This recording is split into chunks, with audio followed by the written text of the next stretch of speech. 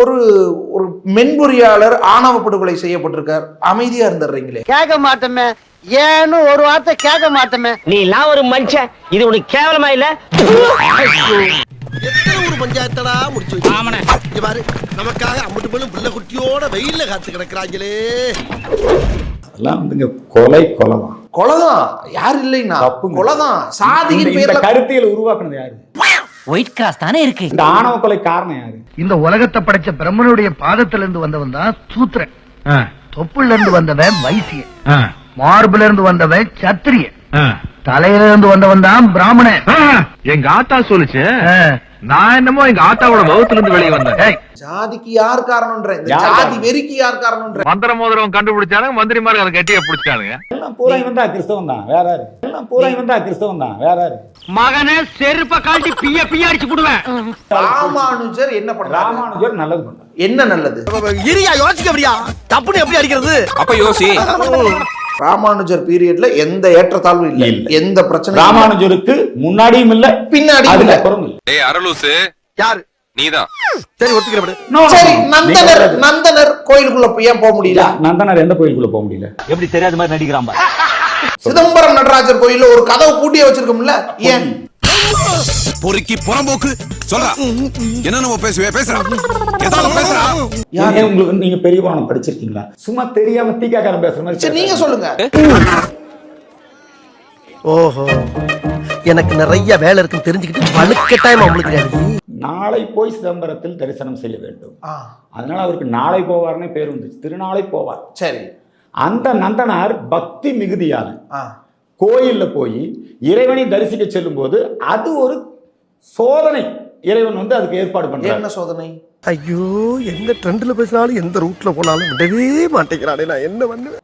நந்தனாருக்கு வந்து என்னன்னா, ஒரே இரவுல அவருடைய அந்த நந்தனார் வேலை செஞ்சிட்டு இருக்காரு இல்லைங்களா, அந்த நில உடைமையாளர் அல்லது அவரும் சிவபக்தர் தான், அவருடைய வயல்வெளியில அவர் நீ இன்னைக்கு வேண்டாம் நாளைக்கு போங்கன்னு சொல்லிட்டே இருக்கிறாரு.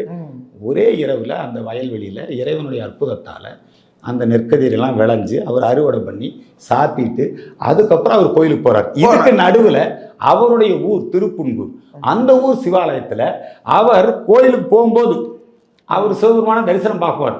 அப்படி தரிசனம் பார்க்கும்போது நந்தி மறைக்கிறது. அப்போ சிவபெருமான்ட்ட வேண்டாரு. அப்ப நந்தி நகர்ந்து இத ஜாதி பிரச்சனை என்னன்னா சார், இதுக்கும் ஜாதி என்னன்னு சொல்றேன். பயங்கரமான கல்லூரி மங்க புரியும்படியா கேப்டா பேசுங்க. நந்திய நகர்த்தி காட்டுறது போல அவர் உள்ளே போய் சாமியை தரிசனம் பண்ணலாம். ஏன் போகல? நல்லா தெரிஞ்சுங்க, எங்களுடைய சைவத்துல ரெண்டு பேர் தான் நடராஜருக்குள்ள ஐக்கியமானவங்க.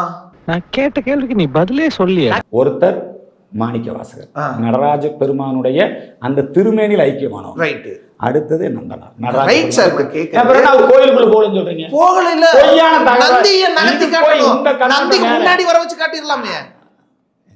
நீங்க சிவபெருமானுக்கு அறிவுரை சொல்றீங்க. Right sir. ஏய், பெரிய மனுஷன் பாக்குறேன், எல்லாம் பச்சை கேப்பேன். கவின் படுகொலைக்கு, ஆணவ படுகொலைக்கு இந்து மக்கள் கட்சி பெருசா ரியாக்ட் பண்ண மாட்டேங்க. எனக்கு நிறைய வேலை இருக்கு, நான் ரொம்ப பிஸி. நாங்க ஆணவ படுகொலை அப்படிங்கறத மிக வன்மையாக கண்டிக்கிறோம். மெல்ல ஏன்னா செவருக்கு வலிக்கும். இந்த ஜாதிய மனப்பான்மையை ஒரு அறிக்கை கூட இல்லையா சார்? நிறைய அறிக்கை கொடுத்திருக்கிறோம், நீங்க பார்க்கல. எங்க வாயை திறந்து சொல்றா தண்டச்சோறு. தீக்காவை தடை செய்யணும்னால போராடுறோம். ரைட். ஆணவ படுகொலையில் இப்படி நடந்துகிட்டு இருக்கேன்னு ஏன் போராட மாட்டீங்க? ஒரு கோடி கொடுத்தாரு அந்த காரியத்தை மட்டும் செய்ய மாட்டேன். ஏங்க, நாங்க தான் அந்த படுகொலையை கண்டிக்கிறோம். அந்த தம்பியினுடைய நியாயமான உணர்வுகள், அந்த குடும்பத்தை பாதிச்சிருக்குது அந்த குடும்பம், அங்க போய் நாங்க அரசியல் பண்ண விரும்பலையே. பயங்கரமான மனித நேயமடா உங்களுக்கு. சார், ஆதரிச்சு குடும்பத்துக்கு நீதி வேணும்னு கேட்டு இல்ல சாதி வெறிக்கு எதிரா தான் இருக்கிறோம். யார் நீயா? அது என்ன அப்ப கொஞ்சம் கூட வெக்கப்படாம பேசிட்ட? சாதி வெறியர்கள் விடுதலை சிறுத்தை கட்சி சாதி வெறி கட்சி. அதானே பார்த்தேன், அங்கங்க சுத்தி நீங்க வருவேன்னு எனக்கு நல்லா தெரியுமே. மனுஷன் பிறக்கிறப்ப ஒருத்தன் மேல ஒருத்தன் கீழே ஒருத்தன் சைட்லன்னு பிரிக்கிற நீங்க பிரிவினைவாதிகளா, இல்ல சமுதாயத்துல எல்லாருமே ஒண்ணுன்னு போராடுற நாங்க பிரிவினைவாதிகளா? திராவிடர்கள் தான் சாதி வெறி கட்சி, அவங்களுக்கு எதிரான கட்சி. இவங்க தான் அந்த பிரச்சனைக்கு காரணம். உன்னை பத்தி எனக்கு தெரியும்டா, ரொம்ப பேசின தலை மேல தார ஊத்தி விட்டு. ஒரு பையன் செத்துட்டான், இன்னொரு பையன் கொன்றுருக்கான். நாங்க எல்லாத்தையும் இந்து உணர்வாளர்களா மாற்றுவோம். இந்து உணர்வாளர்களா? ரெண்டு பேரும் இந்து தானே, அப்புறமே இப்படி நடந்துச்சு.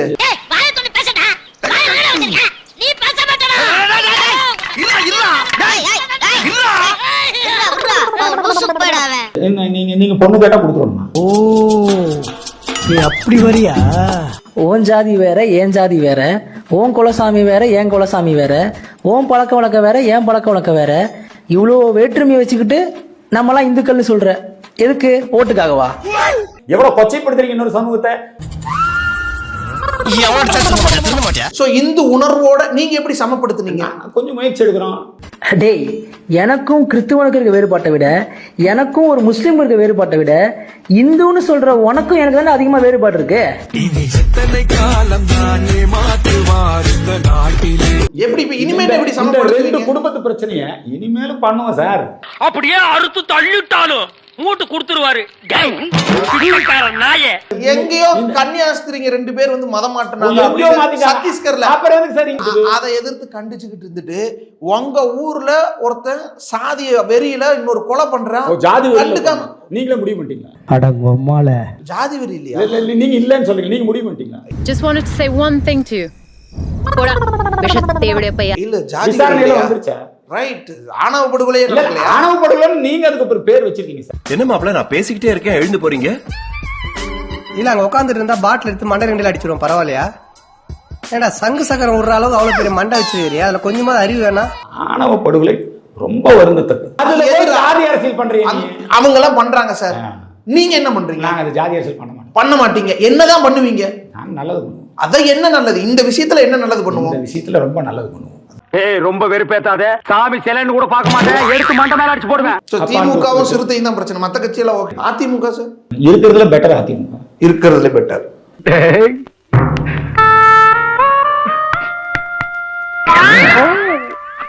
எங்கேயோ போயிட்டடா நீ, எங்கேயோ போயிட்ட. இந்த ஜாதி சங்க தலைவர்கள் தன்னுடைய மக்களை ஜாதி பெருமை பேச வச்சுக்கிட்டு அவங்கள கொலகாரர்களாக மாற்றிட்டு சக மனிதர்களுக்குள்ள வந்து விரோதத்தை கற்பிச்சுக்கிட்டு அவன் அடிச்சுக்கிட்டு நிக்கிற நிலையை தான் உருவாக்கி இருக்காங்களே தவிர அந்த ஜாதி சங்க தலைவர்கள் உன்னுடைய சமூகத்திற்கு மறுக்கப்பட்ட இடஒதுக்கீடு உரிமையோ இல்ல வேலை வாய்ப்பு உரிமையோ பெற்று தந்தார்களா? எங்களுக்கு இடஒதுக்கீடு இருக்கா? பாத்தீங்களா, இந்த லட்சணத்துல தான் இருக்கிறானுங்க. ஹரிநாடர்ல ஒரு வீடியோ போட்டிருந்தாரு, காதலிக்காம இருந்திருந்தா அந்த நேரம் அந்த உயிர் போயிருக்காது. அப்புறம் அசிங்கமா தான் சொல்லணும். மரியாதை மரியாதை உனக்கு என்னோட மரியாதை? அப்புறம் ஹரிநாடரோட பர்சனல் லைஃப் எல்லாம் எடுத்து பேச வேண்டி வருவோம். இல்ல ஹரிநாடர் முதல்ல யாரு? அவன் ஒரு காமெடி பீசியா? அவனால இந்த சமூகத்துக்கு என்ன பிரயோஜனம்? இல்ல அவன் பிறந்த சமூகத்துக்கு அவனுக்கு என்ன பிரயோஜனம்? அந்த மக்களுடைய உரிமைக்கு அவன் ஏதாவது போராடி கேஸ் போட்டு ஒன்றிய அரசினுடைய எதேச்சதிகாரியத்தெல்லாம் மீறி அவன் சமூகத்துக்கு அவன் ஏதாவது உரிமையும் விடுதலையும் சமத்துவமும் ஏதாவது பெற்று கொடுத்துருக்கான். என்ன பண்றான்?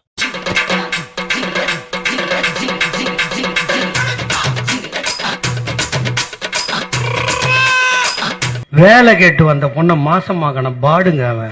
கட்ட பஞ்சாயத்து உள்ள போயிட்டு வந்தவர் தானே அவரு, ஏதோ கேஸ்ல, ஏதோ ஃப்ராடு கேஸ்ல. அதனால அவர் பேசுறதெல்லாம் எடுக்காதீங்க. அந்த சமூகத்துக்கு ஒரு பிரயோஜனம் இல்லை, இந்த பொது சமூகத்துக்கு ஒரு பிரயோஜனமும் இல்லை. இதுங்களா இந்த நாட்டுக்கு தண்டம் பாரம். நீ எல்லாம் பிறந்ததே ஒரு சாபக்கேடு. முடிஞ்சா இன்னைக்கே போய் செத்துரு, மறுபடியும் பிறந்து வா. அப்போவாது உனக்கு ஓலை ஒழுங்கா வருதான்னு பாக்கலாம். என் பாட்டாளி சொந்தங்களே, என் மன்னியர் சொந்தங்களா அனைவருக்கும் வணக்கம். நான் ரொம்ப நாளா இந்த விஷயத்தை பாத்துட்டு இருக்கிறேன். ஒரு வாரமா தொடர்ந்து இந்த சுஜித்தும் இந்த கவின் பிரச்சனை பேசிட்டே இருக்கிறான். யார் இந்த டிராவல் ஆவாயா? பாக்குறதுக்கு பொம்பளை புரோக்கர் மாதிரி இருக்கா? ஒரு நியூஸாவே எப்படி சொல்றேன்னா, சுஜித் மேலதான் மிகப்பெரிய தப்பு அப்படிங்கிற மாதிரி நிறைய விஷயங்கள் கொண்டு போறீங்க. காலங்காத்தால எந்திரிக்க வேண்டியது, கக்கூஸ் கூட போறது இல்ல, ஓசியில பேப்பரை படிச்சுட்டு உலக லெவல்ல அரசியல் பேசுறது. ஏய் ஓடா. ஏண்டா அவன் ஒரு போலீஸ் ஃபேமிலி, அதுவும் இல்லாத உயர்ந்த ஜாதி. ஏய் சூத்திர பையல, முதல்ல படியை விட்டு தாண்டி நின்னு. அதுவும் இல்லாத உயர்ந்த ஜாதி. என்ன பெரிய லவ் பண்ணி விட்டா கல்யாணம் பண்ணி கொடுத்துருவாங்களா உடனே? அவனுக்கு அவன் 50 லட்சம் ரூபா கூட சம்பளம் வாங்கட்டும்டா, லவ் பண்ணா கல்யாணம் பண்ணி கொடுத்துருவாங்களா? நான் சொல்றது அதான் கேக்குறேன். வாய் மயிரை வச்சு சும்மா இல்லாம எதுக்கு அவனை என்னென்னமோ வச்சு ஏத்தி விட்டுருக்கு நீங்க? அவ்வளவுதான் லவ் பண்றாங்க, நம்ம வேற ஆள என்ன பண்றது? இங்க பாரு, நீ இருக்கிற அதே கம்யூனிட்டி தான் நானும். அவன் யார லவ் பண்ணா எனக்கு என்ன? நீ என்னமோ இந்த கம்யூனிட்டிக்கு ரெப்ரசன்டேட்டிவ் மாதிரி போட்டு ஏன்டா ஏத்தி விட்டுருக்கா? லவ் பண்ணா வெட்டுவான்னு தெரியுது, அப்புறம் எதுக்கு லவ் பண்றீங்க? இந்த மாதிரி நேரத்துல வீரங்கள்லாம் அடிக்கடி சொல்ற வார்த்தை என்ன தெரியுமா? ஏட்ரா மிளகா பொடிய. எங்க சுப்பிக்கிட்டு இருக்க? என்னையா அவனோட கெரியரே போயிடுச்சு. அதாவது சுஜித்தோட கெரியரே போயிடுச்சு. அவன் ஒரு போலீஸ் மேமாலியாவது ஒரு அத்லெட் பிளேயர். அவன் அம்மால போடான்னா போடு மட்டும் தான் ஆடணும், மத்த பொருள் எடுத்துட்டு போய் மட்டை வச்சு விடணும். என் தங்கச்சியே நீ இப்படி பண்ற அப்படின்னு சொல்லி அவன் வெட்டானா அவன் மனசுல வேதனைகள் இருந்திருக்கும். அவன் வாழ்க்கையும் தானே போச்சு.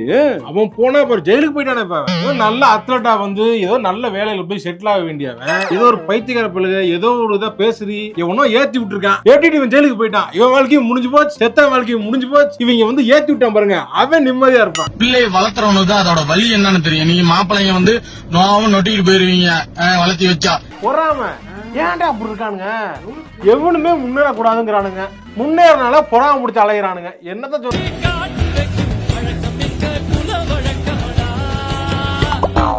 இப்பெல்லாம் வெப்பனை கையில வச்சுக்கிட்டு வீடியோ போட்டு சோசியல் மீடியால போட்டுக்கிட்டு இருந்தீங்கன்னா போலீஸ் கண்ணில் போட்டுச்சுன்னா ஏதாவது கேஸ்னா உடனே தூக்கி சந்தேக கேஸ்ல உள்ள வச்சிருவாங்க. உள்ள போய் ஜாமீன் எடுக்க காசு இருக்கா அவன்கிட்ட? முதல்ல அமைதியா இருங்க. வீடியோ போடுறவங்களுக்கு வெளியே வர தெரியாதா? ஜாமீன் காசெல்லாம் வச்சிருக்கோம் 1000 ரூபாய்.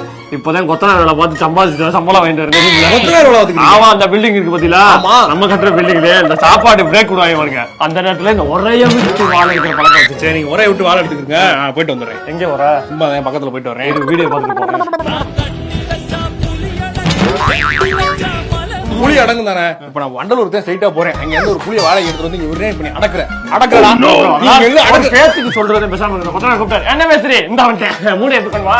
டேய் பச்சை தண்ணியை குடிச்சுட்டு பல்லு குத்துற வேலையெல்லாம் விடுங்கடா. அடுத்த வேலை டீக்கு வெளியில ராஜ பரம்பரை ஸ்டார்ட் பண்ணு.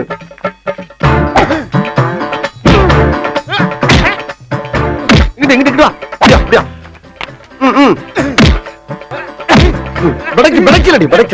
மண்டல மட்டும் அடிச்சிடாத, குலக்கேசல் உள்ள போயிருவேன். சரியா? உங்க வீட்டு பிள்ளையா நினைச்சு எல்லாரும் என்னை மன்னிச்சிருக்க.